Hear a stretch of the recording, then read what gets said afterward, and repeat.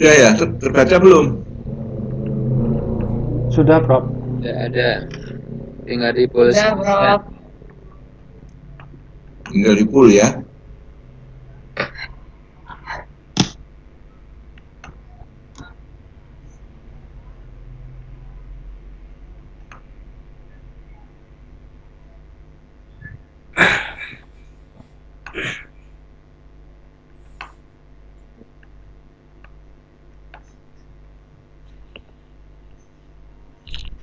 Ya, kita lanjutkan diskusi kita masuk ke bab 3 ya, bab 3 dari proposal penelitian.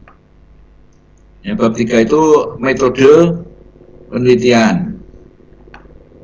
Nah, yang pertama untuk 3.1 itu ada harus disampaikan dulu pendekatan dan desain penelitiannya. Nah, apa bedanya antara pendekatan dan desain penelitian? Apa yang harus dituliskan di situ? Ya, monggo Mas Alfa dijawab dulu. Untuk mengisi pendekatan atau desain penelitian itu apa isinya?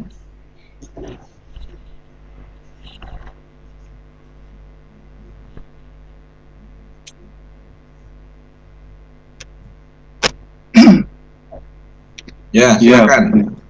J. Pendekatan atau desain penelitian. Biasanya sih penelitian itu dikaji menggunakan setting yang bagaimana, misalkan pendekatan kualitatif, terus kemudian dengan desain penelitiannya misalkan di kasus begitu, Prof. Ya, baiklah. Bedanya pendekatan dengan desain ya. Kalau desain benar, salah satu contohnya studi kasus. Kalau desain penelitian itu lebih ke rancangan ya, atau lebih ke rancangan atau jenis penelitiannya atau jenis penelitian kualitatif yang mana, itu desain penelitian ya.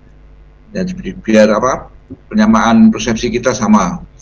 Sedangkan kalau pendekatan itu lebih ke pendekatan teori, ya, lebih ke pendekatan teori besarnya apa yang digunakan gitu, lebih ke pendekatan sistem teorinya. Misalnya dengan pendekatan kebudayaan, atau dengan pendekatan kebudayaan sendiri, misalnya paradigmanya kan juga macam-macam itu. Misalnya dengan pendekatan kebudayaan menggunakan interdisciplinary studies misalnya gitu.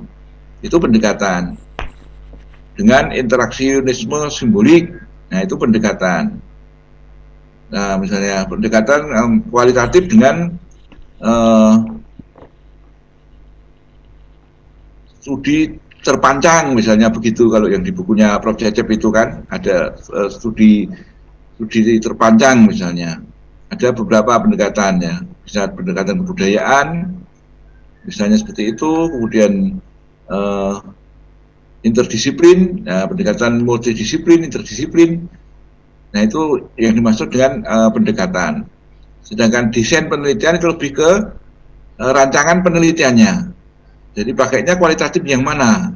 Nah, kualitatif yang studi kasus tadi, kualitatif fenomenologi, sesuai dengan desain-desain penelitian kualitatif itu. Nah, itu kira-kira seperti itu untuk mengisi 3.1. Nah, 3.2 ini boleh ada, boleh tidak, karena secara khusus kan deskripsi tentang latar atau deskripsi tentang lokasi penelitian itu kan nanti ada di bab 4. Ya, dikhususkan, dituliskan nantinya di bab 4. Maka latar penelitian ini boleh ada, boleh tidak. Nah, kalaupun ada, di sini dijelaskan secara gambaran umumnya saja. Dari latar penelitiannya itu digambarkan secara singkat, secara umum saja. Karena yang detailnya untuk deskripsi latar, deskripsi gambaran umum lokasi penelitian itu nanti ada di bab 4. Ya, di bab 4 yang akan meliputi deskripsi tentang dimensi tempatnya, deskripsi tentang dimensi pelaku-pelakunya dan deskripsi tentang dimensi kegiatan-kegiatan. Itu 3.2. Ya, boleh ada, boleh tidak. Seperti saya sampaikan tadi. Nah, kemudian 3.3 tentang data dan sumber data, ya, tentang data dan sumber data itu biasanya dipisahkan, ya, silakan dipisahkan ke dalam sumber data primer dan sumber data sekunder.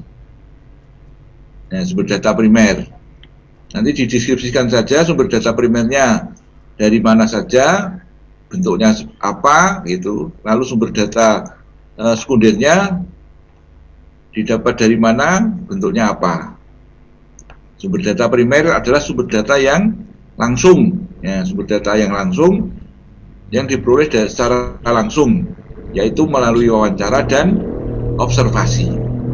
Dan sumber data primer adalah yang melalui wawancara dan melalui observasi. Itu sumber data primer, ya, artinya yang diperoleh secara langsung.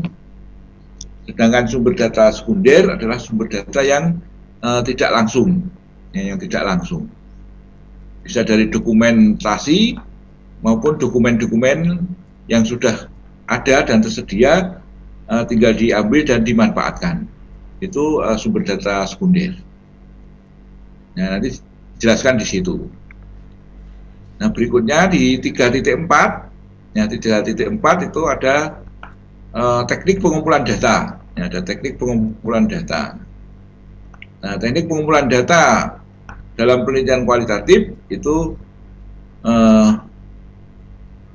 berupa teknik wawancara, yang tidak ada yang lain, ya, hanya 3 itu: teknik wawancara, teknik observasi, dan studi dokumen, ya, teknik studi dokumen. Nah, tentunya di dalam menjelaskan teknik wawancara, apa yang disampaikan di sana di dalam teknik wawancara. Nah, di dalam teknik wawancara tentunya tidak boleh mengisi atau mendeskripsikan banyak teori-teori, ya, banyak teori-teori tentang wawancara, jenis-jenis wawancara, ya, dan sebagainya. Itu disampaikan secara ringkas saja. Artinya wawancara yang digunakan adalah wawancara apa, lalu yang paling penting untuk dituliskan di teknik wawancara itu adalah wawancaranya itu akan dilakukan kepada siapa saja. Jadi informan kuncinya itu siapa saja, lalu untuk mendapatkan data tentang apa, itu yang paling penting. Ya, artinya boleh diawali tentang konsep-konsep wawancara, nah, lalu disampaikan jenis-jenis wawancara secara singkat, lalu setelah itu wawancara mana yang digunakan, nah, ini penting. Nah, misalnya dengan in-depth interview, ya, wawancara mendalam, seperti disampaikan oleh Spradley dalam bukunya itu, misalnya seperti itu. Tapi yang paling penting yang harus dituliskan di dalam proposal adalah siapa saja informan kuncinya. Ya, istilah saya itu informan kuncinya siapa saja. Lalu ketika mewawancara dengan salah seorang informan itu untuk mendapatkan data tentang apa saja. Nah, itu yang penting. Karena ini kan proposal. Ya, proposal itu kan rencana. Ya, rencana mau melakukan penelitian. Jadi lebih penting disampaikan proses wawancaranya. Ya, akan dilakukan wawancara kepada siapa saja, informan kuncinya siapa saja, lalu untuk mendapatkan data tentang apa saja. Itu di teknik wawancara. Nah, untuk dapat melakukan wawancara nanti dibutuhkan instrumen, ya kan? Dibutuhkan instrumen yang namanya pedoman wawancara. Nanti instrumennya, lampirannya nanti ada lampiran pedoman wawancara atau panduan wawancara. Nah, setelah panduan wawancara nanti dilakukan untuk melakukan wawancara, lalu hasilnya ditulis sebagai data awal atau sebagai data mentah, disebut transkrip wawancara. Ya, gitu. Jadi kalau proposal nanti lampirannya yang pertama, lampiran pertama itu adalah instrumen penelitiannya. Itu di proposal. Nah, setelah nanti mengumpulkan data, dapat transkrip wawancara, menghasilkan transkrip wawancara, lalu nanti beberapa wajib dilampirkan di disertasinya itu. Jadi nanti besok setelah disertasinya itu selesai, setelah daftar pustaka, maka lampirannya itu adalah lampiran pertama instrumen-instrumen, lampiran kedua data mentah. Nah, data mentah dalam hal ini kalau kualitatif, yang pertama adalah transkrip wawancara. Ya, tapi tidak perlu semuanya dilampirkan. Jadi dia diberi contoh saja beberapa transkrip yang dilampirkan. Misalnya wawancara dengan 10 orang misalnya.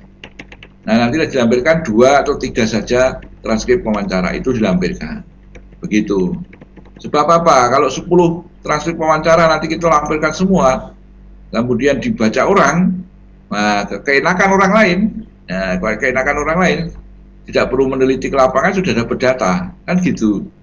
Ya, mengenakan orang lain akan dapat data tanpa melakukan penelitian ke lapangan. Nah, itu bahayanya kalau semua transkrip dilampirkan bisa diambil orang untuk data penelitian berikutnya, ikan intinya begitu. Maka beberapa saja, ya, jadi beberapa transkrip saja nanti dilampirkan ketika laporan penelitian. Berikutnya teknik observasi. Ya, teknik observasi intinya adalah melakukan pengamatan dan pencatatan. Observasi itu kan intinya adalah melakukan pengamatan dan pencatatan, itu observasi. Nah, observasi juga sama di situ nanti dituliskan pertama kali sedikit konsep, sedikit penjelasan tentang apa itu observasi. Ya, lalu beberapa jenis observasi, lalu di dalam penelitian kalian nanti kemudian observasi mana yang digunakan. Nah, observasi mana yang digunakan. Nah, itu secara ringkas saja, ringkas, padat, ya, jelas gitu.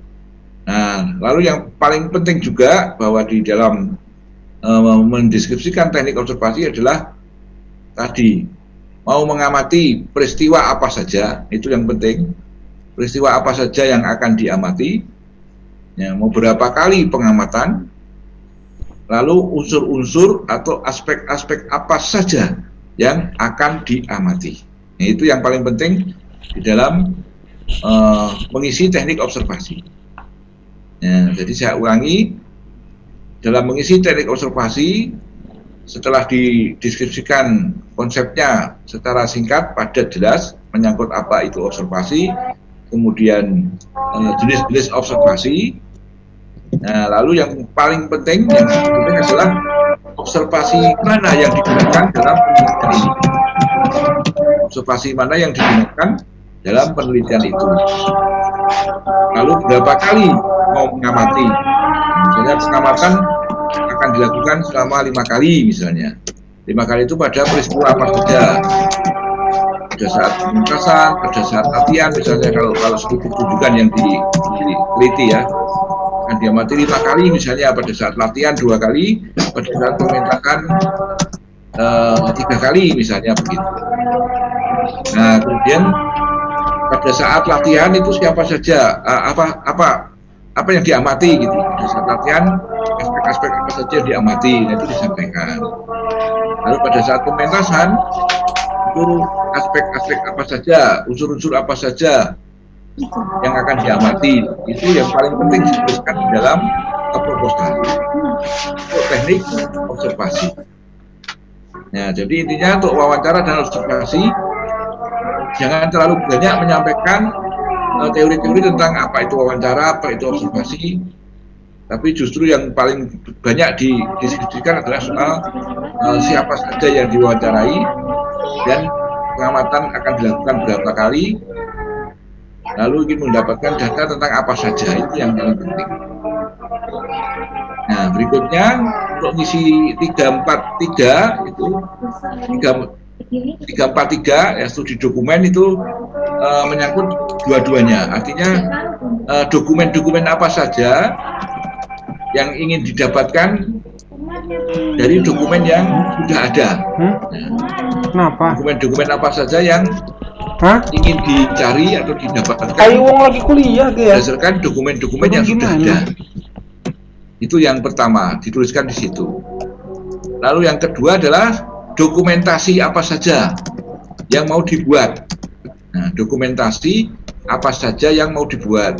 Misalnya mau selain mengumpulkan dokumen-dokumen yang sudah ada, misalnya berupa foto-foto yang sudah ada, berupa artefak, misalnya artefak yang sudah ada, berupa buku-buku tentang kesenian tradisi itu yang sudah ada, dan seterusnya. Lalu juga diperlukan dokumentasi. Ya, dokumentasi itu ya yang dibuat sendiri oleh peneliti. Ya, bisa melalui foto-foto kegiatan maupun melalui shooting video. Nah, itu dokumentasi. Jadi nanti dijelaskan saja di situ. Jadi makanya saya sebut studi dokumen atau pemeriksaan dokumen. Nah, karena menurut saya di dalamnya termasuk dokumentasi. Jadi ada dokumentasi yang dibuat sendiri melalui foto dan video, tapi juga ada dokumen-dokumen yang sudah tersedia, tinggal diambil dari latar penelitian. Nah, itu yang saya maksud dengan studi dokumen atau pemeriksaan dokumen. Nah, berikutnya 3.5 itu ada teknik pemeriksaan keabsahan data. Ini penting. Karena apa? Karena untuk mengganti istilah validitas, reliabilitas, ya, objektivitas, dan kepraktisan kalau di dalam penelitian kuantitatif. Kalau di kuantitatif kan ada validitas, ada reliabilitas, ada objektivitas, ada kepraktisan. Itu karena datanya angka. Nah, karena datanya angka, kemudian instrumennya yang dibuat dengan skala-skala tertentu itu harus diuji dulu validitas dan reliabilitasnya, objektivitasnya, serta kepraktisannya. Nah, persoalannya di penelitian kualitatif kan data-datanya bukan angka. Ya, data-datanya bukan angka, bukan ukuran, tidak menggunakan statistik. Nah, maka ada caranya, ya, ada tekniknya, yaitu dengan teknik pemeriksaan keabsahan data. Nah, untuk mengisi bagian teknik pemeriksaan keabsahan data itu, nanti teman-teman memperhatikan 4 kriteria yang ada itu. Ya, dalam kuliah metodologi penelitian sudah kita jelaskan semuanya, ya. Menggunakan 4 kriteria pemeriksaan keabsahan data itu. Ya.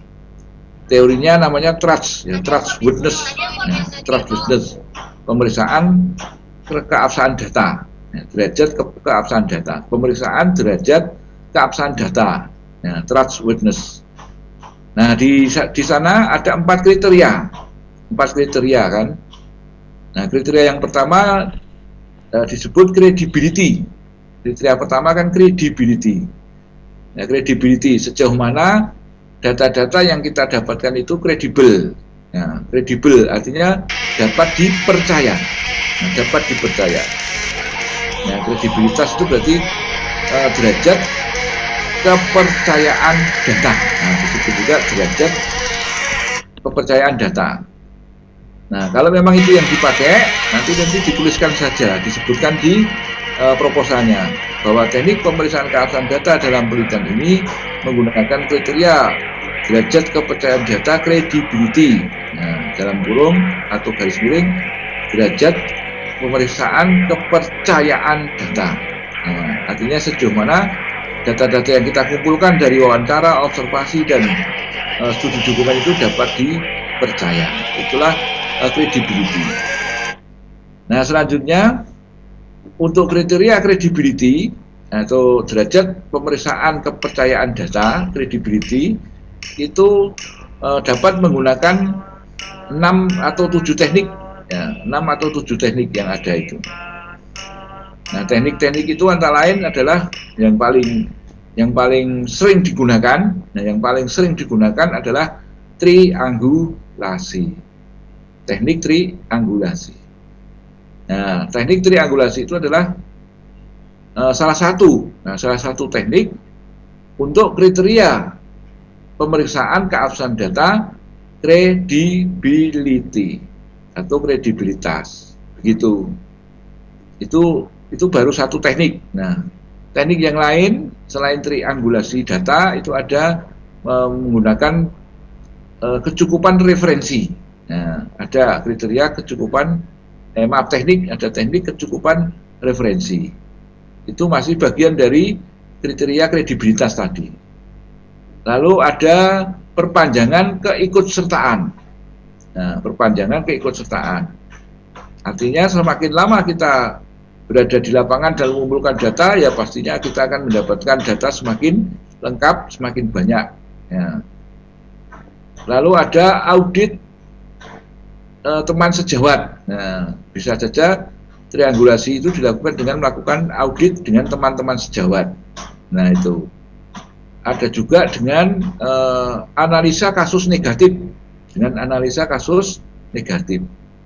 Kalau yang ini sulit dilakukan ya, karena kita harus mencari kasus-kasus atau fenomena-fenomena yang bertentangan, yang berlawanan dengan yang apa kita dapatkan. Nah, itu kan susah. Lalu nanti dibanding-bandingkan begitu. Maka jarang dipakai. Jarang dipakai dalam pemeriksaan keabsahan data. Intinya begitu. Nah, yang paling sering digunakan yaitu triangulasi. Iya, aku tuh dari umur 13 tahun. Nah, triangulasi sendiri di jalannya juga masih masih bercabang-cabang lagi. Triangulasi itu masih bercabang-cabang. Triangulasi itu adalah cross-check data.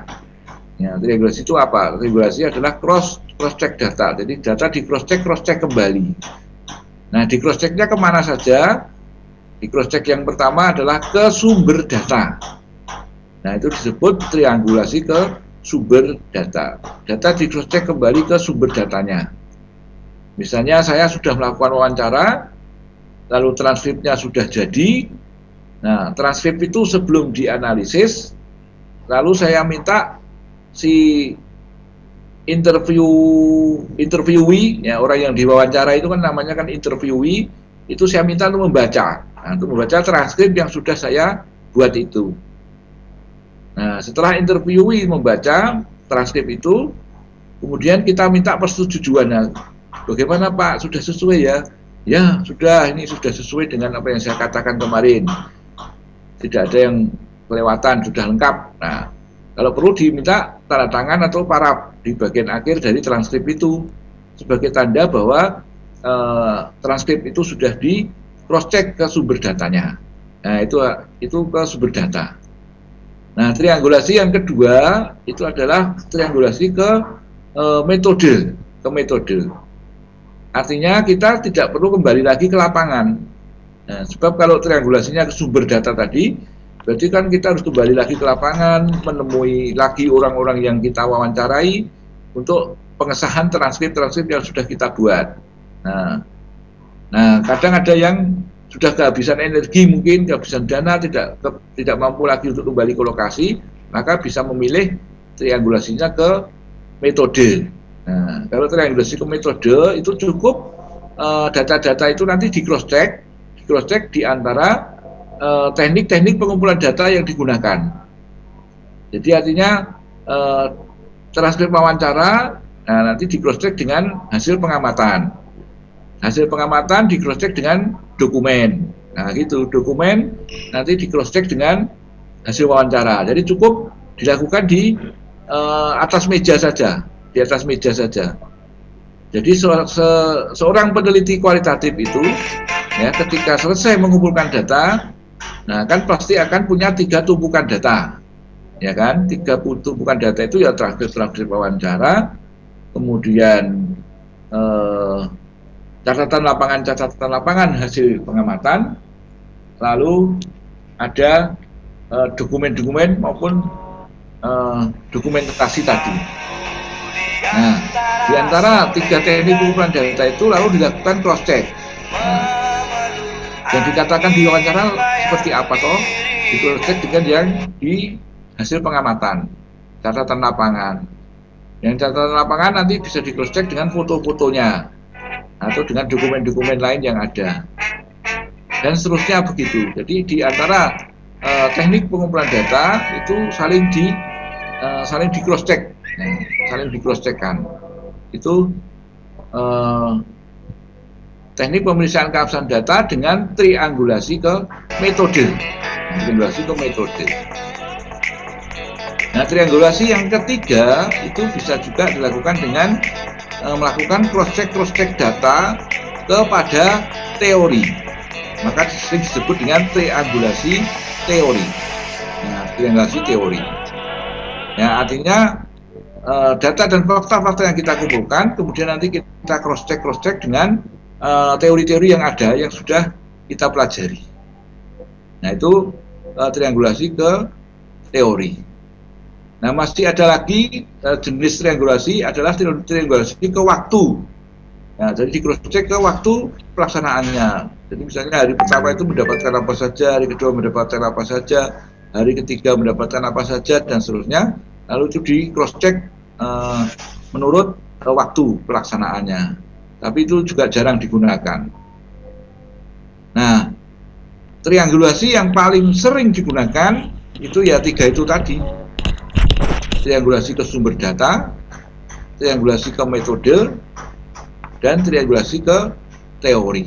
Itu yang paling sering digunakan. Dan kalau nanti teman-teman mau menuliskan yang digunakan itu juga tidak apa-apa. Nah, namanya pemeriksaan keabsahan data kan dipilih yang paling canggih kan, yang paling canggih, yang paling ringkas, yang paling cepat untuk dilaksanakan kan begitu. Tidak praktis. Nah, yang paling praktis yang dilaksanakan. Nah, itu peneliti diberi kebebasan untuk memilih kan, untuk memilih intinya. Nah, itu baru kriteria credibility ya, baru kriteria credibility. Nah, selain kriteria credibility atau kredibilitas, itu masih ada kriteria yang lain, yaitu yang namanya kriteria dependability, dari kata independent, dari kata dependent, sehingga menjadi dependability. Yaitu ya sama saja dengan sejauh mana data itu dependent, artinya konsisten, ajak. Nah, jadi hasil wawancara dengan A, dengan B, dengan C, dengan E itu pasti akan ada hal yang dikatakan mereka itu sama. Nah, itu berarti konsistensi. Makanya nanti juga bisa di cross check. Di cross check dengan wawancara dengan si A, di cross check dengan wawancara dengan si B, jawaban tentang pertanyaan yang sama. Nah, itu kalau jawabannya sama atau mendekati sama atau memiliki makna yang sama, nah itu bisa diartikan itu memenuhi kriteria dependability. Nah, diterjemahkan ke dalam pemeriksaan derajat kebergantungan data, dependability. Nah, dependability adalah pemeriksaan derajat kebergantungan data. Sejauh mana data itu dapat bergantung, konsisten, artinya gitu. Nah, untuk melakukan kriteria derajat kebergantungan itu tekniknya itu hanya satu. Ya, tekniknya hanya satu, yaitu dengan diaudit saja. Diaudit dengan nama audit kebergantungan. Itu. Jadi kriteria pemeriksaan keabsahan data dependability dianalisis menggunakan teknik audit kebergantungan data. Jadi hanya satu, diaudit saja. Diaudit itu ya diperiksa kembali. Ya, audit itu kan pemeriksaan kembali ya, jadi diperiksa kembali saja. Ya, dicek-cek lagi saja begitu. Itu kriteria yang kedua. Nah, pemeriksaan keabsahan data yang ketiga itu ada kriteria transfer ya, transfer dari kata transferability. Jadi sejauh mana data-data nanti dapat ditransfer dan dicari benang merahnya, jadi antara dari wawancara, dari pengamatan, lalu dari dokumen-dokumen itu bisa saling ditransfer untuk dicari benang merahnya. Nah, tekniknya apa? Ya sama, cukup dengan audit. Nah, diaudit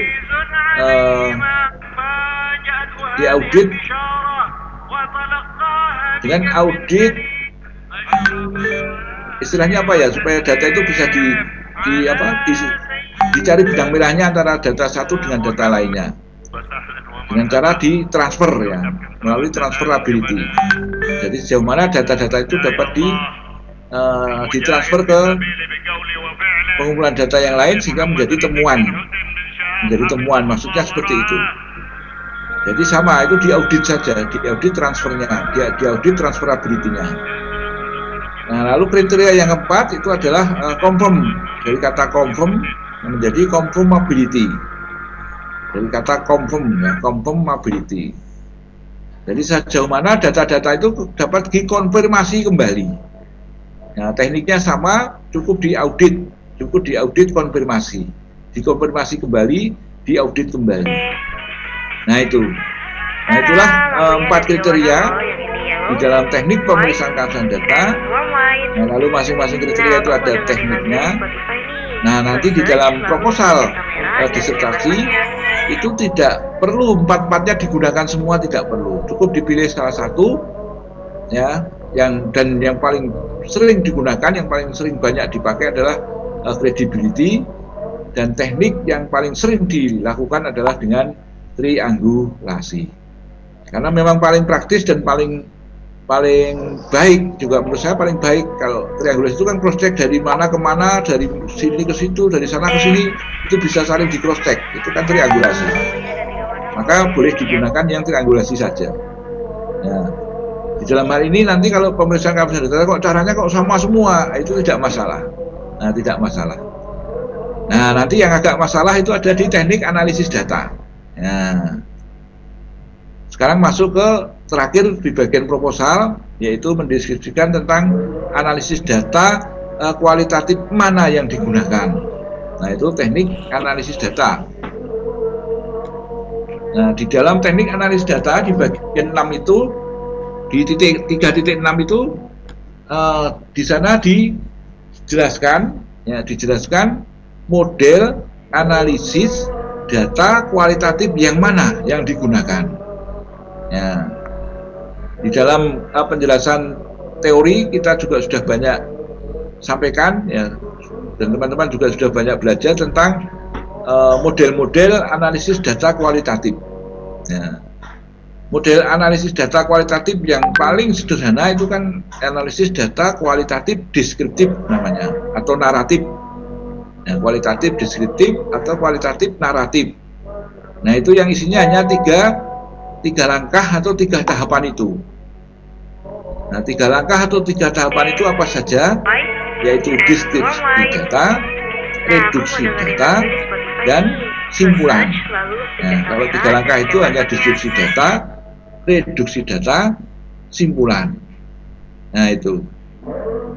Deskripsi data artinya apa? Deskripsi data itu yang mendeskripsikan data sebagaimana adanya, fenomenal, sesuai fenomenanya, maksudnya alamiah, apa adanya. Itu yang dimaksud dengan deskripsi data.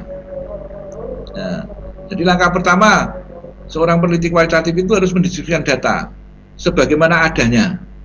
Nah, data yang sebagaimana adanya, yang alamiah, itu kan ada di transkrip hasil wawancara. Itu data yang masih asli, yang masih alamiah benar. Lalu dari catatan lapangan, itulah deskripsi data mentah istilahnya, deskripsi data mentahnya. Lalu dokumen-dokumen yang dikumpulkan maupun foto dan video yang dibuat sendiri. Nah, itu semua disebut kalau dalam riset namanya raw data ya, RAW raw data mentah. Nah, itu dideskripsikan. Nah, lalu langkah yang kedua untuk analisis data kualitatif yang paling sederhana yang disebut dengan analisis data kualitatif deskriptif atau naratif tadi adalah reduksi data. Nah, apa itu reduksi data? Nah, reduksi data adalah mengelompokkan data, memilah-milah data menurut kategori tertentu. Itulah reduksi data. Ya, maksud dari reduksi data, memilah-milah data menurut kategori tertentu. Nah, kategori tertentu di dalam penelitian kualitatif itu disebut apa? Disebut fokus penelitian. Disebut fokus penelitian. Nah, fokus-fokus penelitian itu tertulis di mana? Tertulis di rumusan masalah dan tujuan penelitian. Begitu. Nah, itu kalau melakukan reduksi data. Nah, setelah data direduksi sudah mengelompok sesuai tujuan penelitiannya, maka kemudian nanti didisplay kembali, dideskripsikan dengan bahasa yang baik dan benar, dengan bahasa yang ilmiah, lalu disertai dengan sitasi-sitasi dari teori-teori yang relevan, lalu kemudian dicari benang merahnya, dianalisis untuk kembali membuat namanya konstruksi teori. Nah, jadi langkahnya seorang peneliti kualitatif itu harus kembali menjadikan data-data yang dikumpulkan itu diangkat kembali untuk mengkonstruksi teori kembali. Intinya begitu. Untuk mengkonstruksi teori kembali. Nah, mengkonstruksi teori itu artinya bisa saja terjadi mengkonstruksinya itu akhirnya ketemunya hanya membuktikan teori saja, boleh. Itu juga sudah benar. Oh, ketemunya hanya pembuktian teori dari data-data yang dikumpulkan. Itu bisa terjadi. Yang kedua, nah, bisa saja konstruksi teorinya itu lebih lengkap. Nah, jadi mengkonstruksi teori yang lebih lengkap, lebih sempurna, ada tambahan-tambahan, ada pelengkap, ya, ada penyempurnaan teori. Nah, menghasilkan penyempurnaan teori. Jadi hasil konstruksi teori kembali itu bisa juga menyempurnakan teori atau mengembangkan teori. Intinya begitu. Nah, yang terakhir, kalau data-data dan fakta yang kita kumpulkan tadi setelah kita diskusikan dengan bahasa yang baik dan benar, dengan kaidah-kaidah etika akademik yang baik dan seterusnya, lalu kita coba browsing cari-cari teori yang kita kira-kira bisa kita gunakan untuk verifikasi atau untuk menganalisis kok tidak ketemu-ketemu, dalam waktu lama sudah dicari pokoknya nggak ketemu-ketemu. Nah, nanti kalian akan beruntung mendapatkan yang namanya teori substantif. Jadi teori yang berdasarkan dari data-data dan fakta yang dikonstruksi kembali. Ya, kalau tidak ada verifikasi teori yang cocok, maka akan beruntung menemukan teori baru. Nah, teori baru yang dari data dan fakta di lapangan itulah disebut teori substantif. Nah, teori substantif itu kalau nanti dia teruji lagi secara empiris, ya, dalam waktu yang lama-lama dia akan menjadi grand teori. Nah, akan menjadi grand teori.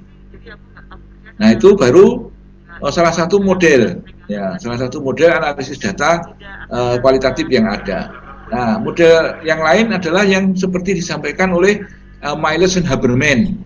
Nah, masih ingat kan analisis data kualitatif dari Miles and Haberman yang 4 langkah itu? Yang 4 langkah itu. Nah, 4 langkah itu apa? Pertama, deskripsi data. Kedua, reduksi data. Ketiga, display data atau paparan data. Keempat, simpulan garis miring verifikasi teori. Nah, simpulan garis miring verifikasi teori. Nah, itu model analisis data kualitatif dari Miles and Haberman. Di bukunya Miles and Haberman itu judul bukunya ya sama, analisis data kualitatif. Ya, sebuah metode baru atau bagaimana itu ya. Ada bukunya yang sudah diterjemahkan oleh Prof. Cecep itu dari Miles and Haberman. Nah, di sana disampaikan ada dua model ya, ada 2 model analisis data kualitatif menurut Miles and Haberman itu. Yang pertama yang disebut dengan model alir. Nah, ada model alir dan ada model interaktif. Nah, jadi keempat tahapan itu dilaksanakan secara berurutan, itu berarti model alir. Jadi yang langkah pertama tetap deskripsi data dulu sampai selesai. Setelah itu baru direduksi, dikelompok-kelompokkan. Setelah itu baru dipaparkan kembali dengan bahasa yang baik sesuai dengan kaidah-kaidah ilmiah. Setelah itu baru ditarik simpulan dan diverifikasi teori untuk menemukan konstruksi-konstruksi teori yang lebih baik untuk menemukan pengembangan teori. Itu kalau model alir. Jadi prosesnya dilakukan secara berurut, ya berurut. Nah, model yang kedua yang ditawarkan Miles Berman itu 4 tahapan itu bisa juga dilakukan secara interaktif. Interaktif itu artinya apa? Bisa loncat-loncat kemana-mana, arahnya bisa kemana-mana. Maka dalam gambar modelnya itu kan bisa digambarkan dalam bentuk 4 kotak itu kan, 4 kotak yang saling berhubungan. Makanya panahnya kan bisa bolak-balik itu. Misalnya dari deskripsi data langsung disimpulkan, bisa juga dari deskripsi data kemudian direduksi lalu disimpulkan juga bisa. Dari deskripsi data langsung didisplay langsung disimpulkan juga bisa. Jadi kalau diperhatikan gambar modelnya itu pun arahnya panahnya bisa kemana-mana secara interaktif. Nah itu berarti modelnya interaktif dari analisis data modelnya dari Miles Berman itu. Nah di samping model analisis data dari Miles Berman itu ada lagi model-model yang lain. Ya seperti misalnya dalam bukunya Spradley. Nah dalam bukunya Spradley itu ada namanya analisis data etnografi. Nah, analisis data etnografi. Nah, itu biasanya tepat kalau digunakan kalau pendekatan penelitiannya pendekatan kebudayaan. Biasanya gitu. Kalau pendekatannya kebudayaan, nah, sosiologi, misalnya antropologi, gitu, maka banyak yang menggunakan analisis datanya itu menggunakan analisis data etnografi dari Spradley itu. Nah, di mana di dalamnya terdapat 10 langkah analisis data kualitatifnya itu. Ada 10 langkah. Nah, tapi kemudian oleh beberapa ahli dimodifikasi, disempurnakan menjadi hanya 4 langkah saja, yaitu menjadi analisis komponensial, analisis taksonomi, analisis komponensial, analisis yang ketiga apa ya lupa, yang keempat menemukan tema-tema budaya. Nah, jadi 4 langkah disederhanakan 4 langkah. Nah itu boleh digunakan kalau pendekatannya kebudayaan. Kalau pendekatannya interdisiplin itu bisa juga menggunakan 4 langkah dari analisis etnografinya Spradley itu, begitu. Dan masih juga ada yang lain yang berkembang lagi secara lebih spesifik sesuai dengan bidang seninya. Nah, contoh analisis data etnomusikologi. Nah, misalnya ada yang menggunakan desain penelitiannya pendekatan penelitiannya etnomusikologi. Nah, misalnya dengan memiliki dengan studi kasus pada sebuah kesenian tradisi atau seni musik tradisional tertentu di daerah tertentu. Nah, itu bisa nanti juga kalau yang seperti itu berarti kan bisa menggunakan desain bisa dengan menggunakan pendekatan etnometodologi. Nah, khususnya etnomusikologi misalnya. Nah, etnomusikologi lalu para pakar-pakar etnomusikologi itu juga sudah mengembangkan cara menganalisis datanya. Nah, kalau itu Anda dapatkan, misalnya baca bukunya etnomusikolog yang terkenal yang pernah saya baca bukunya itu kan almarhum Rahayu Supanggah yang dari Solo itu, yang sekarang sudah meninggal itu. Nah, itu buku etnomusikologinya bagus. Sampai dia sampaikan cara-cara mengumpulkan data, sampai dari membuat instrumennya, mengumpulkan datanya, cara menganalisisnya itu di bukunya Pak Supanggah itu ada semua. Kalau yang berminat etnomusikologi, nah itu boleh saja nanti dituliskan untuk analisis datanya. Jadi analisis datanya menggunakan analisis data etnomusikologi dengan tahapan yang seperti disampaikan oleh Pak Prof. Rahayu Supanggah almarhum itu. Nah itu juga silakan saja. Nanti analisis data itu supaya tidak lalu semuanya nanti pakai Miles Berman semua begitu loh, ya kan? Kenyataannya, faktanya sekarang, ya apalagi coba dilihat itu tesis-tesis magister yang kualitatif itu hampir semuanya menggunakan analisis datanya dari 4 tahapan dari Miles Berman itu. Nah maksud saya, apalagi di bidang kita kan, bidang seni, ya baik seni musik, seni rupa, seni itu kan ada seni-seni yang memiliki karakteristik khusus, ya memiliki spesifikasi khusus dan seterusnya itu. Nah kalau itu punya model-model analisis yang khusus pula, dan itu Anda temukan dengan referensi yang jelas, saya kira tidak masalah. Nanti tuliskan saja di teknik analisis datanya itu. Maksud saya begitu. Artinya jangan apapun judul disertasinya, analisis datanya, apapun masalah penelitiannya, apapun tujuan penelitiannya, lalu nanti analisis datanya semuanya pakai interaktif dari Miles and Berman. Nah, lagu wajibnya kan itu ya, istilahnya lagu wajibnya. Jadi apapun metodenya, analisisnya pakai Miles and Berman semua. Ya, artinya coba mahasiswa ini, angkatan ini mulai mencari-cari analisis data yang lebih spesifik, lebih sesuai dengan apa yang dikaji begitu.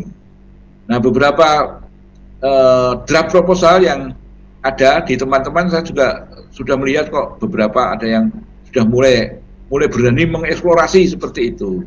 Nah, yang saya tahu Mas Fajri itu kan bagus, dia pakai pendekatan apa itu saya lupa, dan dia punya langkah-langkah analisis tersendiri dan referensinya dan memang sudah tepat, dan referensinya juga sudah original dan mutakhir. Nah, itu yang dicari begitu. Nah, artinya jangan semuanya nanti pakai 4 langkah dari Miles and Berman. Ini intinya itu saja di bagian teknik analisis data. Nah, selanjutnya di bagian akhir proposal nanti jangan lupa dituliskan daftar pustakanya. Nah, jadi semua referensi yang disitasi, baik di bab 1, bab 2 maupun bab 3, semuanya harus ada di daftar pustaka. Nah, bagaimana caranya menulis daftar pustaka kalau itu dari jurnal internasional atau jurnal nasional? Nah, itu ada ketentuannya, nanti dilihat di panduannya, ya, sesuaikan di panduannya. Bagaimana mengutip kalau dari internet? Nah, bagaimana menulis daftar pustaka kalau dari buku-buku yang dibaca, buku-buku teori yang dibaca? Nah, itu ada caranya menuliskan daftar pustaka. Nah, di pasca sarjana UNES itu yang digunakan adalah modelnya APA, ya, modelnya APA, apa? Dipakai modelnya apa ya? Bukan British, bukan Vancouver, ya. Bukan British, bukan Vancouver, tapi yang dipakai adalah apa? Ya, American Psychological Association, pakainya apa? Yaitu cukup dengan menuliskan nama tahun dan halaman, atau nama dan halaman saja. Itu, jadi cukup pakai nama, tahun, atau nama, tahun, halaman, itu yang dipakai di pasca sarjana. Jadi pakainya APA. Jadi nanti kalau menggunakan Mendeley, nanti untuk citasinya pilih yang dengan APA, ya, bukan yang Vancouver. Kalau Vancouver itu pakai penomeran. Nah, untuk proposal penelitian yang didanai Ristek Brin di RPM itu sekarang wajib menggunakan penomeran. Makanya kita kadang lupa hal-hal sepele, soal minor kita lupa. Nah, sehingga gara-gara lupa tidak pakai penomeran itu bisa menjadi malapetaka. Artinya meskipun proposal kita bagus, ya, topiknya original, update, memiliki novelty yang tinggi, lalu proposalnya lengkap, tetapi gara-gara menulis citasinya tidak menggunakan penomeran, maka langsung digugurkan oleh para reviewer. Nah, ini bahayanya. Ini kesepakatan kita kemarin waktu menilai administrasi. Nah, saya khawatir beberapa mahasiswa yang kemarin saya usulkan untuk penelitian disertasi doktor, kemarin saya kumpulkan beberapa mahasiswa angkatan 2017 atau 18 ya, ada beberapa yang saya bimbing, artinya yang promotornya saya kemarin sempat saya kumpulkan, lalu saya minta membuat itu proposal disertasi doktor. Tapi saya sendiri juga nggak ngeh gitu, maksudnya tidak menekankan betul bahwa cara nulisnya itu, cara ngutipnya itu harus pakai penomeran. Nah, jadi misalnya ngutip, lalu nanti diberi kurung besar itu di dalamnya kasih nomor. Nah, nomor 1 itu bukunya apa misalnya ditulis di daftar pustaka. Nanti nomor 2 apa, nomor 3 terus begitu. Jadi pakai sistem penomoran. Nah, itu sepele. Gara-gara itu bisa jadi nanti proposalnya tidak lolos kalau tidak ditulis dengan penomoran. Nulisnya kita biasanya kan pakai nama dan tahun tadi kan. Nama belakang, tahun, halaman. Nah, kebiasaan kita kan begitu. Kadang kita tidak ngeh gitu ya. Tetap pakai itu. Nah, berarti itu nanti kalau dibaca reviewer untuk dana penelitian di RPM pasti langsung akan ditolak karena dianggap tidak sesuai panduan gitu. Dianggap tidak sesuai panduan. Nah, makanya waduh, saya kok lupa ya, kemarin tidak menekankan itu juga. Ya, kita tinggal menunggu nasib saja itu para mahasiswa S3 yang saya minta untuk bikin proposal disertasi doktor. Ya. Nah, itu kemudian nanti lampiran-lampiran itu yang utama kalau proposal lampirannya adalah instrumen ya. Jadi nanti setelah proposal itu selesai tentunya melalui mekanisme bimbingan ya, melalui mekanisme bimbingan yang intensif dengan para pembimbingnya sampai para pembimbing menyetujui dan membukukan tanda tangannya, lalu nanti dilakukanlah seminar proposal. Nah, nanti ada ujian seminar proposal, ujian proposal. Nah, kalau S3 nanti ada ujian proposal. Ya. Nah, setelah nanti ujian proposal, maka kemudian kan direvisi sesuai dengan saran-saran masukan dari para penguji. Nah, setelah dinyatakan oke, di ACC oleh semua penguji tanda tangan, nah lalu nanti dilampiri dengan instrumen penelitiannya. Nanti begitu. Dilampiri instrumennya. Ya, instrumennya kalau kualitatif apa tadi? Panduan wawancaranya dilampirkan. Pedoman pengamatannya dilampirkan. Pedoman pengumpulan dokumennya atau pedoman studi dokumennya dilampirkan. Itulah proposal yang lengkap. Nah, setelah lengkap, ada proposal yang ditandatangani penguji lengkap, dilampiri instrumen penelitian, lalu nanti teman-teman gunakan untuk mengurus izin penelitian. Gunakanlah untuk mengurus izin penelitian ke bagian admin pasca sarjana. Begitu. Setelah dapat surat izin, nah silakan mengumpulkan data. Nah, setelah data terkumpul, lakukanlah analisis data. Nah, begitu mendapatkan data-data analisis data yang diperkirakan bisa menjawab rumusan masalah pertama atau tujuan penelitian yang pertama.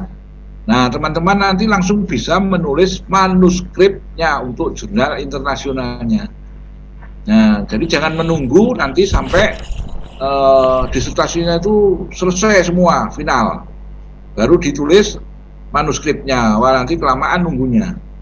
Maka ada strategi atau cara di mana nanti sudah mengumpulkan data-data yang kira-kira sudah cukup dan bisa untuk digunakan menjawab salah satu rumusan masalah yang ada, langsung jadikan manuskrip saja.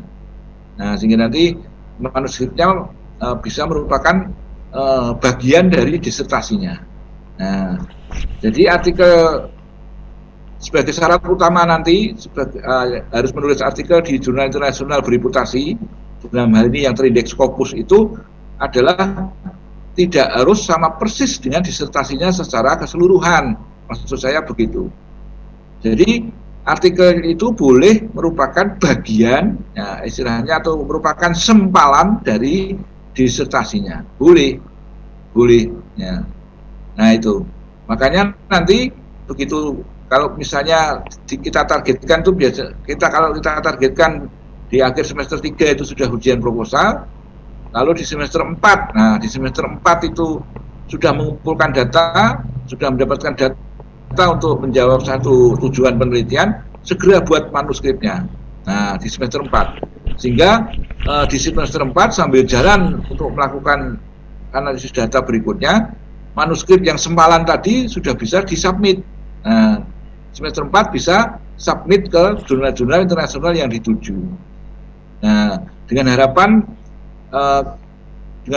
paling lama kalau nunggu 1 semester atau 1 tahun itu, maka nanti supaya dimungkinkan nanti semester 6, supaya dimungkinkan semester 6 itu sudah bisa ujian tertutup dan terbuka itu. Maka lulus S3 itu bisa dilakukan dengan mode percepatan selama 3 tahun saja. Nah, di kurikulum yang baru, di kurikulum 2020 yang kita kembangkan itu sudah mengarah ke sana. Nah, jadi angkatan 2020 itu sudah mengarah ke sana. Ya, di mana semester 1 dan semester 2 itu teori semuanya dihabiskan. Lalu di semester 3 itu nanti isinya hanya mata kuliah seminar proposal. Nah, jadi semester 3 itu hanya satu mata kuliah, 3 SKS, yaitu seminar proposal disertasi. Nah, tujuannya apa tadi? Supaya di semester 3 itu nanti proposal langsung bisa selesai di bawah bimbingan dosen di dalam kelas maupun di bawah bimbingan dosen-dosen promotor pembimbing-pembimbingnya. Nah, itu nanti sambil jalan begitu. Nah, ada wacana lagi bahwa nanti mulai semester 2, sejak semester 2 itu sudah akan ada SK pembimbing. Nah, kemarin hasil rapat dengan Bapak WR1 menyatakan kalau bisa S3 itu sejak semester 2 sudah ada pembimbing, sudah dipasang pembimbing. Jadi SK pembimbing atau promotor itu sudah diberikan sejak semester 2. Nah, sehingga sudah bisa mulai konsultasi, menentukan judul, menentukan dan sebagainya. Lalu nanti diseminarkan intensif di semester 3 sekaligus bimbingan. Nah, sehingga di akhir semester 3 diharapkan semuanya bisa ujian proposal. Itu rencana yang strategis seperti itu. Sehingga seperti saya sampaikan tadi, begitu semester 4 sudah mengumpulkan data, sudah dapat data yang cukup untuk menulis sempalan manuskripnya, artikelnya, nah nanti bisa segera dicarikan tempat untuk disubmit ke jurnal internasional tertentu. Nah, jurnal-jurnal internasional yang diakui, yang dapat diakui nanti sebagai syarat itu seperti apa dan seterusnya nanti minggu depan akan saya sampaikan ya. Nanti minggu depan saya akan mendiskusikan tentang itu. Artinya yang namanya jurnal internasional bereputasi itu yang seperti apa, yang terindeks di mana saja. Itu saya punya materinya yang saya dapatkan dari pelatihan atau workshop juga sebelumnya. Nanti saya tularkan ke teman-teman. Ya. Nanti begitu. Nanti minggu depan saya tayangkan dan kita diskusikan. Ya. Nah itu teman-teman sekalian yang bisa saya sampaikan berkaitan dengan penulisan proposal disertasi. Ya. Kita dengan penulisan proposal disertasi. Nah, ada satu contoh ya, ini terakhir saya berikan satu contoh yang bagus dari kakak kelas yang sudah lulus. Barangkali bisa dijadikan acuan. Saya lihat kok bagus. Ya. Ini sudah disertasi, tapi nanti kita jelaskan sampai dengan bab 3 saja, sampai proposal saja.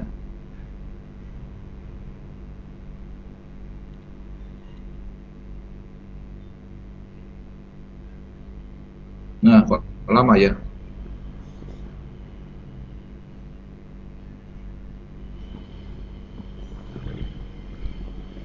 Ya, bisa terbaca, teman-teman? Belum, Prof. Masih PPT-nya yang lama. Mungkin di close yang lama. Terus dipilih. Yang lama di close dulu ya. Stop share yang PPT-nya dulu, Prof. Oh, yang lama belum di stop ya. Sudah, masuk lagi ya.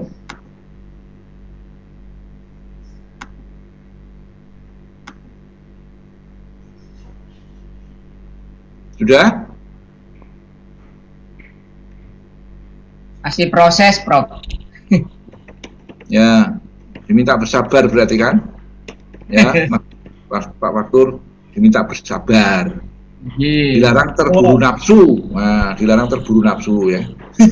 Sudah keluar, Prof. Sudah ya? Sudah ya, sudah terbaca di para mahasiswa ya? Sudah, Prof. Ya, ini contoh saja ini. Ini contoh disertasi punya Pak Iriaji, ya, Pak Iriaji dari UM Malang ini sudah lulus di tahun kemarin. Tapi saya lihat dia, saya pilih-pilih kok bagus, ya. Kontennya bagus begitu, supaya paling tidak bisa untuk gambaran ya teman-teman. Nah judulnya pun juga bagus kan, adaptasi ya, dan sistem penularan kriya gerabah Desa Pagelaran dalam konteks perubahan lingkungan sosio-budaya. Nah ini dari seni rupa juga, maaf contohnya seni rupa lagi, tidak apa-apa lah, mirip sama saja. Ya artinya apa? Artinya apa? Kalau menulis judul disertasi itu ya akan mengandung banyak fokus dan menggambarkan kaitan antara konsep satu dengan konsep lainnya. Itu saja rumusnya. Kalau diperhatikan judulnya kan, ya.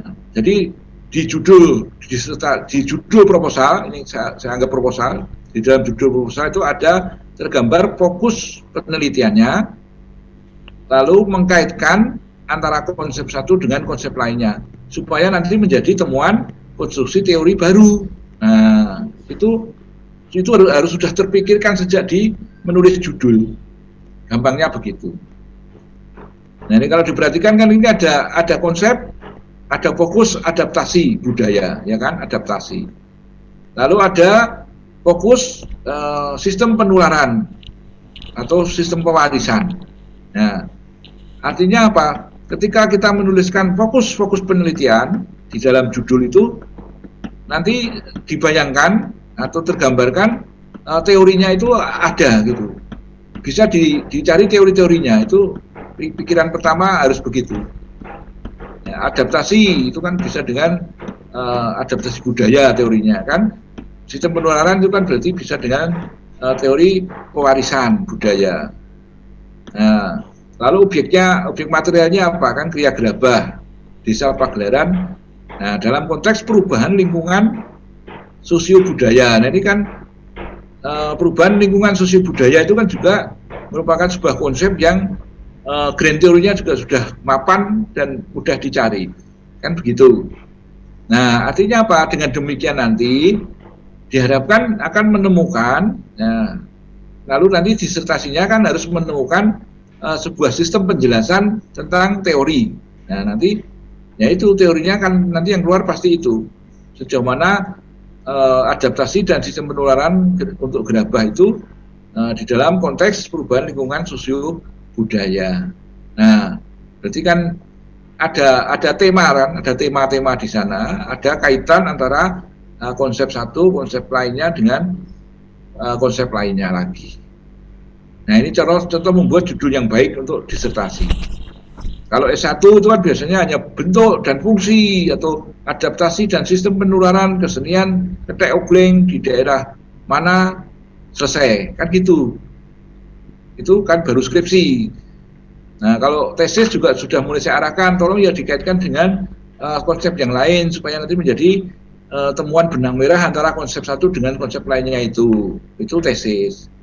Nah, kalau disertasi harus sampai pada menemukan sistem penjelasan tentang konstruksi teori baru, konstruksi teori yang lebih mapan, yang lebih sesuai dengan keadaan sekarang.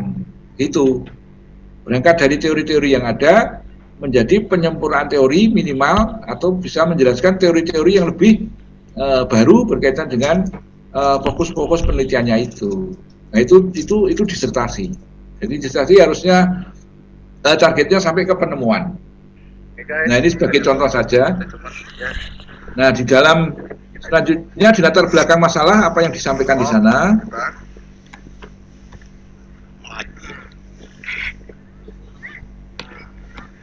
Nah, ini dicontohkan di sana untuk latar belakang masalah itu disampaikan pertama tentang gerabah itu sendiri, kondisi umum atau gambaran umum tentang gerabahnya itu, gerabah Pagelaran yang merupakan salah satu sentra gerabah Malang Raya selain gerabah di Noyo dan Pakis Haji. Jadi secara umum disampaikan pergerabahan di daerah Malang itu seperti apa, lalu berkembang pesat dan seterusnya. Tapi sekarang berkurang karena permintaan pot gerabah dari Batu lebih banyak dipilih daripada yang dari Malang misalnya seperti itu. Berarti kan ada kesenjangan di sana. Nah, lalu namun hingga sekarang masih ada 153 perajin kriya gerabah yang masih bertahan dan berkelanjutan dan merupakan sentra gerabah terbesar di Malang Raya. Nah, hal ini merupakan fenomena unik karena di tengah pengaruh pola pikir, budaya dan sistem masyarakat modern serta seiring perkembangan ekososial budaya iptek masih eksis, mampu bertahan dan berkelanjutan. Nah, ini kan disampaikan sebagai latar belakang masalah. Di dalam latar belakang masalah kan sudah saya sampaikan ya, paling tidak ada gambaran umum kan gitu ya. Lalu ada already studied, ada beberapa studi yang mendahului, lalu ditunjukkan kebaruan atau novelty-nya. Lalu ada theoretical gap, ya, analisa teori. Nah, kalau analisa teori saya kira sudah banyak ini, sudah ada beberapa. Kalau saya lanjutkan lagi, nah ini sudah ada. Nah ini sudah didukung oleh beberapa teori dan juga sudah didukung dari beberapa pendapat. Ya. Seperti ini disampaikan, kemudian disampaikan Lihat Rohidi, Mullen, Asad, Borju, dan lain sebagainya. Ini berarti kan hampir sama, temuannya hampir sama dari beberapa yang disampaikan oleh beberapa orang. Gitu.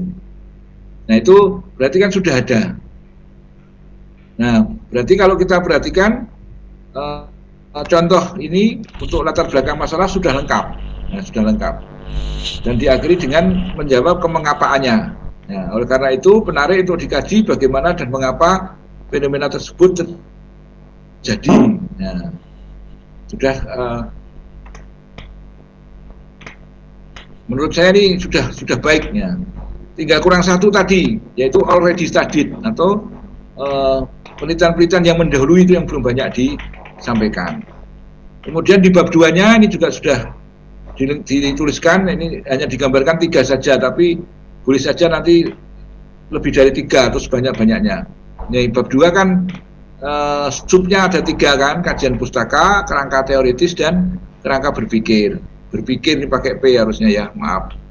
Nah itu disampaikan beberapa studi yang mendahului, ya, lalu dibandingkan substansi kajiannya, lalu dituliskan kontribusi pustaka bagi peneliti seperti apa dan seterusnya. Nah lalu setelah itu di bawah itu sudah disampaikan state of the art-nya. Nah ini kan contoh yang bagus seperti itu. Ketika menulis kajian pustaka berisi kajian penelitian terdahulu yang dilakukan, ya sebanyak-banyaknya tentunya. Lalu setelah itu diakhiri dengan menuliskan state of the art-nya. Ya, seperti contoh ini. Kebaruannya disampaikan. Apa kebaruannya di situ?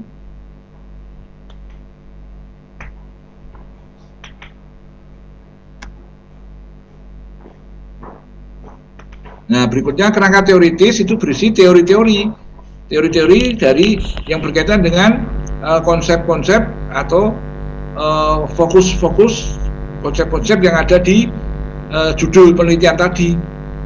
Maka dalam contoh ini di sana disampaikan teori-teori tentang teori perubahan sosiobudaya. Ini memang teori besarnya kan. Teori besarnya kan teori perubahan sosiobudaya. Nah, banyak teori yang disampaikan. Lalu teori fungsional dan seterusnya. Teori ekologi budaya. Nah, kemudian teori adaptasi sosiobudaya. Nah, itu banyak sekali disampaikan menurut para ahli. Kemudian teori sistem penularan atau pewarisan tadi.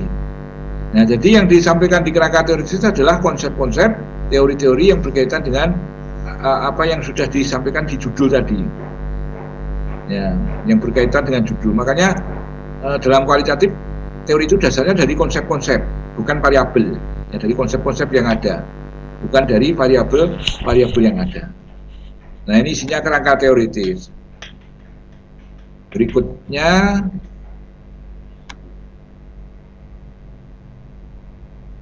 nah ini kerangka berpikir dibuat dengan model sistem yang sangat bagus sekali seperti ini.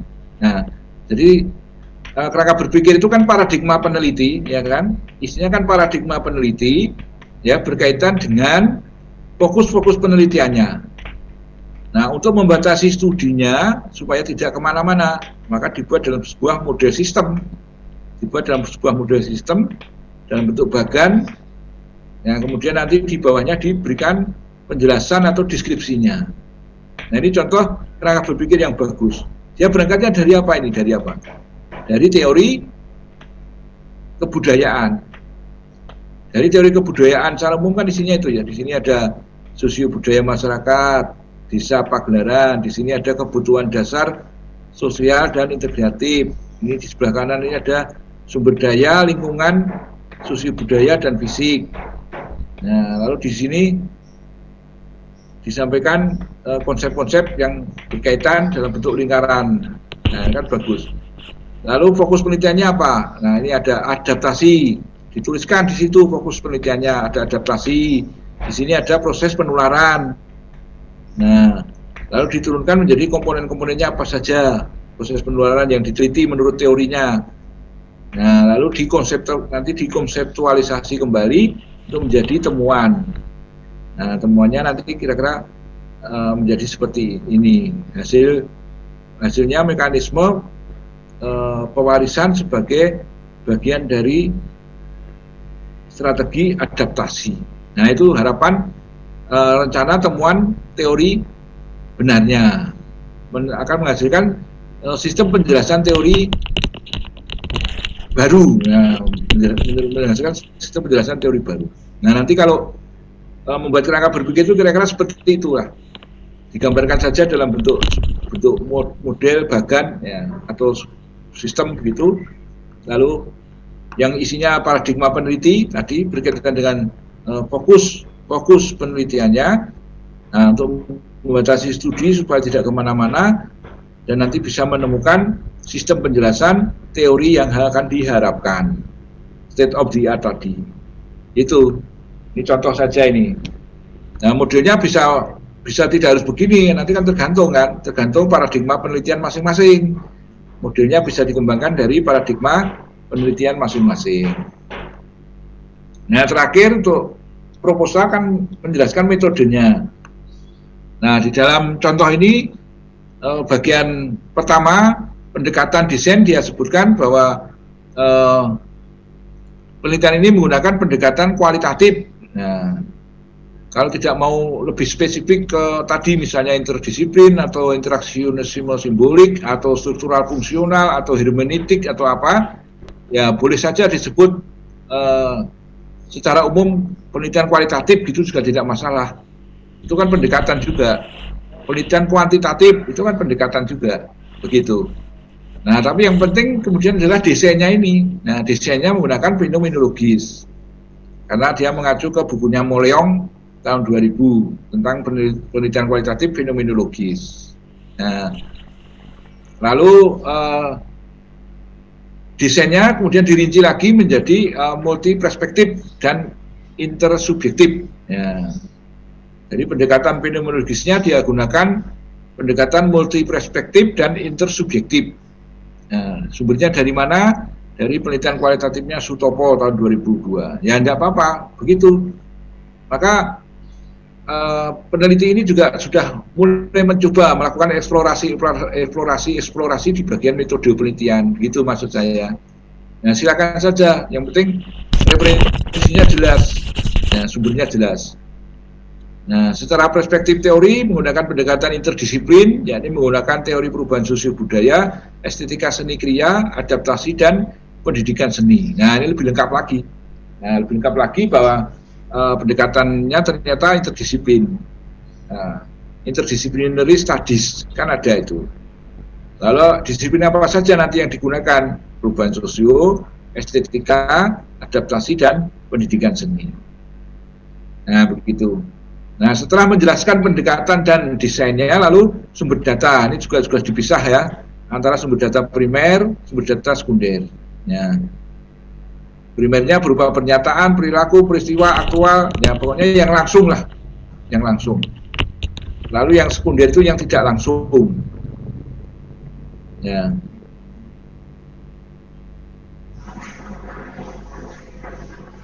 Maaf, kok lompat. Nah, tentunya setelah sumber data kan teknik pengumpulan data dulu mestinya ya, teknik pengumpulan data dulu. Ya. Nah, ini teknik pengumpulan datanya menggunakan observasi, wawancara, studi dokumen, dan FGD. Nah, boleh ditambahkan dengan FGD. Kualitatif pengumpulan data bisa juga dengan melakukan FGD atau forum group discussion. Itu teknik pengumpulan data. Nah, di proposalnya nanti semua masing-masing kan dijabarkan seperti yang sudah saya jelaskan tadi.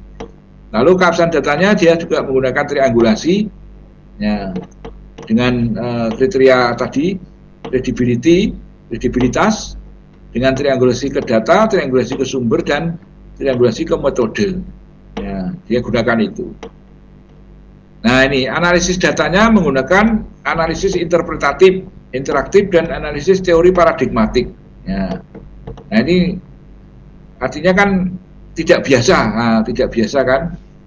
Nah, yang penting dijelaskan maksudnya itu apa, lalu sumbernya, referensinya jelas, saya kira tidak masalah. Ya, model analisis interpretatif, interaktif, lalu analisis teori paradigmatik. Nah, itu di dalam proposalnya semuanya ada penjelasan dan ada referensinya, gitu. Ada citasinya. Lalu proses analisis data melalui reduksi data, penyajian, dan verifikasi. Nah, kalau ini masih mengacu ke 4 tahapan yang seperti disampaikan oleh Marisan Haberman tahun 92. Yaitu juga ya tidak apa-apa sih sebenarnya, tidak apa-apa, tapi saya ingin mengajak saja supaya dicobalah, dicoba mencari model-model analisis data yang lainnya dalam penelitian kualitatif sesuai dengan pendekatan dan desain penelitian yang digunakan. Ya, saya kira itu yang bisa saya sampaikan untuk hari ini. Ya, nanti minggu depan saya lanjutkan dengan referensi, ya, soal penelusuran referensi. Ya, soal penelusuran referensi. Nanti kita baca, kita sampaikan bersama-sama, kita diskusi. Ya. Saya kira itu teman-teman sekalian. Ya. Silakan, apa ada yang mau bertanya? Izin bertanya, Prof. Silakan. Ya. Iya, ada 2 pertanyaan, Prof. Yang pertama mengenai apakah perlu kita menjelaskan situasi kondisi saat ini dalam penyusunan proposal, mengingat situasi kita kan banyak berubah gitu. Kalau Prof. Toto dulu pernah menjelaskan menggunakan strategi-strategi yang yang bisa diadaptasi, artinya kan kita tidak bisa membohongi keadaan bahwa banyak hal yang berubah dalam konteks kita mengambil data, misalkan bagaimana menggunakan data sekunder gitu ketika data primer itu mungkin sifatnya belum bisa diambil saat ini gitu. Nah, apakah kita perlu menjelaskan situasi yang real saat ini dalam konteks proposal kita, walaupun nanti ya kita berharapnya mungkin keadaannya tetap berubah gitu ya, tahun depan kita sudah bisa ke lapangan lagi, tapi kan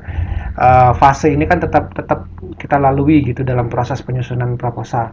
Terus yang kedua, dalam konteks ini Prof, untuk menuju ke pembimbingan gitu. Nah, kita kan ada minimalnya kan kalau nggak salah 16 kali pembimbingan gitu, Prof ya. Artinya kalau misalkan kita ya katakanlah ingin segera lulus gitu ya, artinya kan bisa start lebih awal gitu. Nah, kira-kira apakah bisa dimulai proses pembimbingan itu dari mulai saat ini gitu, dan apakah kita harus sifatnya menghubungi dari promotor dulu baru ke kopromotor, atau boleh bebas saja, karena itu tadi dicicil gitu Prof sifatnya, karena supaya minimal selain kita mempersiapkan data, kuota untuk pemenuhan 16 pertemuan itu juga sudah mulai terpenuhi lah sedikit-sedikit gitu. Kira-kira itu Prof, terima kasih. Ya baik, ada 2 hal ya, 2 pertanyaan. Ya, yang terakhir dulu soal pembimbingan. Nah, sekarang kan masing-masing sudah menerima SK pembimbingan dan juga mendapatkan 1 buku panduan edisi 2019 itu. Nah, silakan mulai sekarang juga, silakan mulai berkonsultasi kepada para pembimbingnya. Nah, untuk proses konsultasi tidak mengharuskan kok harus ke promotor dulu, setelah itu baru ke kopromotor ya. Sekarang istilahnya tidak ada lagi anggota promotor kan sebenarnya, tapi SK-nya masih tertulis anggota dan kopromotor ya. Ya. Masih ya kayaknya. Iya, Prof. Karena apa ya, informasi dari Pak WR1 baru tahu kemarin loh Nah, sebenarnya. ya itu masalahnya. Dapat lebih Ya. awal. Ya, enggak masalah lah itu. Yang penting sudah tahu siapa pembimbingnya, intinya gitu. Nah, soal SK itu dimaklumi saja. Tapi sebenarnya yang sekarang itu adalah yang ada hanya promotor dan co-promotor. Jadi kalian akan dibimbing satu promotor dan 2 co-promotor gitu. Jadi dua-duanya co-promotor itu. Nah, silakan saja mulai intensif untuk melakukan pembimbingan. Artinya tidak harus promotor dulu, setelah itu baru menemui co-promotor. Siapa yang kira-kira bisa diajak diskusi dulu, bisa ketemu lebih dulu, nah itu silahkan saja dimulai. Itu tidak masalah. Ya. Artinya siapa dulu dan seterusnya. Nah kemudian kewajiban untuk mengisi bimbingan di CTD 16 kali itu adalah totalnya, jumlahnya. Jadi yang penting ketiga pembimbing itu mengisi. Nah jumlahnya tidak harus sama, karena 18 kemudian harus 6, semuanya harus 6, 7 atau gimana, tidak. Yang penting nanti jumlah keseluruhannya 16 kali. Jadi misalnya kesempatan bisa ketemu dengan promotor itu misalnya 10 kali, ya tidak masalah. Lalu dengan co-promotor masing-masing hanya 3 kali dan 3 kali misalnya, ya itu tidak masalah gitu Mas Rian. Jadi fleksibel sifatnya untuk pembimbingan. Yang penting jumlahnya terakhir itu untuk memenuhi syarat bisa diuji adalah 16 kali pertemuan bimbingan. Nah, jadi promotor dengan co-promotor tidak harus jumlah ketemunya tidak harus sama. Yang penting jumlahnya 16 itu. Maka dihubungi saja masing-masing pembimbingnya itu, siapa yang kira-kira punya waktu untuk bisa ditemui dulu, temui aja gitu. Tidak harus promotor dulu, bisa ke promotor dulu tidak masalah. Nah nanti hasilnya kemudian Anda revisinya Anda satukan.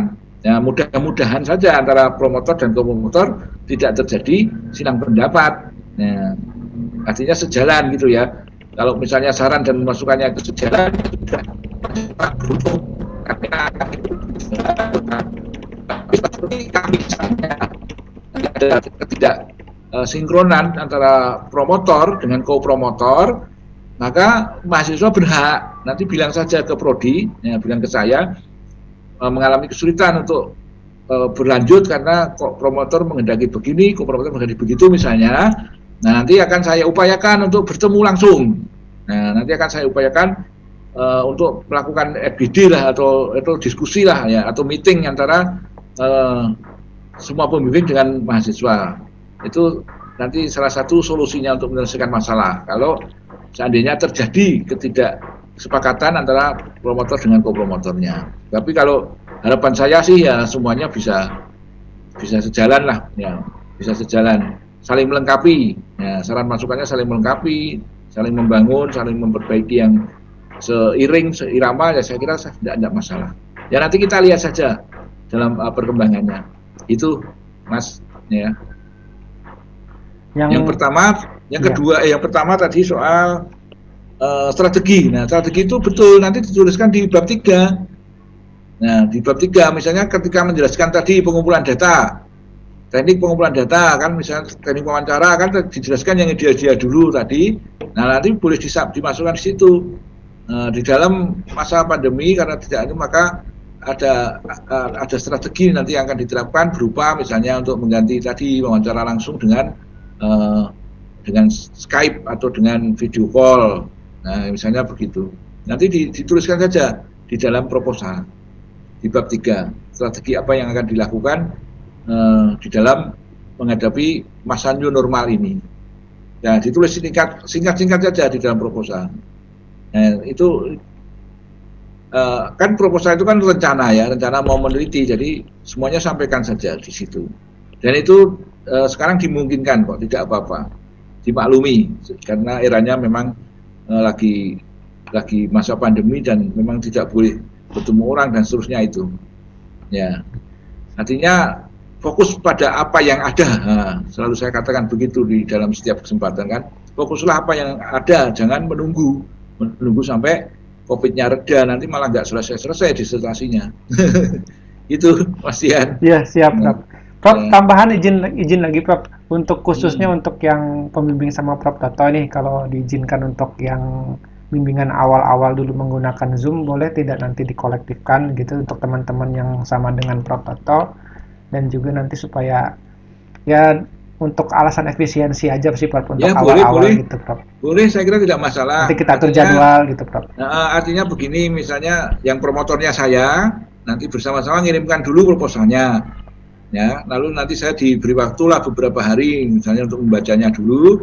Nah, setelah itu nanti kita agendakan Zoom meeting, nanti masing-masing langsung diskusi, eh, tentang saran dan perbaikan untuk masing-masingnya. Ya. Kalau sudah bagus ya kenapa lama-lama? Nah, silakan aja terus, nanti begitu. Saya kira itu masih yang saya setuju, tidak masalah. Yang penting dengan kesepakatan dan hari yang sama-sama ada waktu lah intinya gitu. Harus disepakati dulu, harus janjian dulu lah paling tidak. Tapi yang yang penting proposal bisa dikirim dulu melalui email atau langsung di WA saya. Lalu nanti kita sepakati misalnya hari apa, nanti jam berapa kita bisa Zoom meeting. Nanti saya hostnya juga nggak apa-apa. Iya. Mumpung diberi gratis juga kok sama Pasca kok ini. Mantap pokoknya. Nah, nanti gitu ya. Siap Prof. Terima kasih banyak Prof. Ya, berbahagialah yang propotornya saya kalau gitu. Ayo kirim proposalnya dulu teman-teman. Syaratnya ngirim saya proposal tidak dulu. bahagia nih. Bagaimana kita Pak Bandi? Syaratnya ngirim proposalnya dulu. Ya kalau saya kan fungsinya ganda, selain sebagai promotor kan juga sebagai koordinator program studi ya.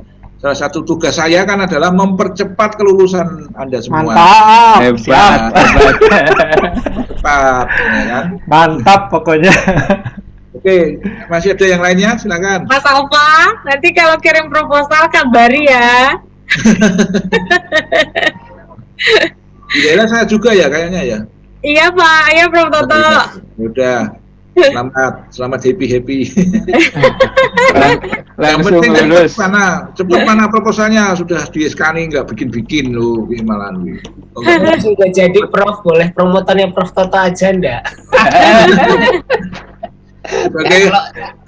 Sebagai Kalau promotor saya nggak ketemu di promotor ya penguji enggak apa-apa Prof. boleh. Maksudnya begini, meskipun saya bukan pembimbing atau bukan promotor, bukan kopromotor, kalau memang ingin berdiskusi saya pun saya terbuka. Siap, ya. Prof, siap. Tidak masalah. Wah, terima kasih Ya. Prof. Kan istilahnya kan saya sekarang lagi jadi bapaknya kalian semua. Ya.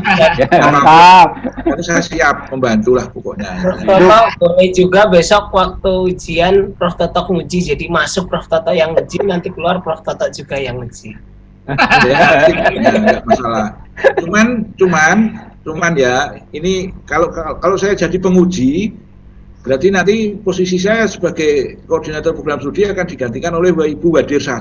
Nah, maka siap-siap saja kira-kira kalau diuji Wadir 1 seperti apa, kan pernah. Coba Mas, saya sering nonton. Mending- nonton Mas Patri. Mending kita berdamai aja Prof. Iya lah Prof, ada aja Prof. Prof Toto tahu yang terbaik buat kita lah Prof. Ya, sama-sama lah. Pokoknya kita bersama-sama, ya maju bersama, lulus bersama, ngono ya. Amin. Siap. Terima kasih. Hidup Prof Toto. Ya, mungkin masih ada lagi yang bertanya. Kalau tidak ya kita akhiri dulu saja. Nanti minggu depan saya mau menyampaikan itu tentang referensi. Siap Prof. Dari referensi Ya, Prof, matur yang nuwun, terindeks reputasi internasional itu yang mana saja. Yang Scopus itu caranya mengakses dari mana, lalu yang non Scopus itu dari mana, yang WOS dari Clarified dan sebagainya. Itu nanti kita coba tayangkan minggu depan, kita diskusikan. Kalau ada yang punya informasi lebih baru dari yang saya sampaikan, nanti sampaikan saja, sharing kita ya. Pokoknya sama-sama belajar lah. Ya. Siap Prof. Siap. Belajar. Mungkin itu mungkin materi saya mungkin sudah ketinggalan, sudah ada yang lebih baru lagi, yang dimana sekarang juga diakui reputasi internasional, misalnya penerbit baru misalnya selain yang sudah ada. Sampaikan saja. Nah, sehingga kita punya wawasan yang sama untuk pengembangan ke artikelnya nanti. Ya, saya kira begitu. Cukup ya untuk hari ini ya, saya kira. Ya, Terima Prof. kasih atas perhatiannya semuanya. Cukup Prof. Ya, salam sehat. Ya. Amin. Terima kasih. Selamat weekend ya. Besok pagi kan weekend ya. Masih kuliah, Prof. Ya, ada kuliah ya. Ada kuliah. Ya, terima kasih atas perhatiannya. Kuliah pada hari ini saya nyatakan selesai dan ditutup. Assalamualaikum warahmatullahi wabarakatuh. Salam sejahtera. Waalaikumsalam. Salam. Terima kasih, Prof. Sama-sama.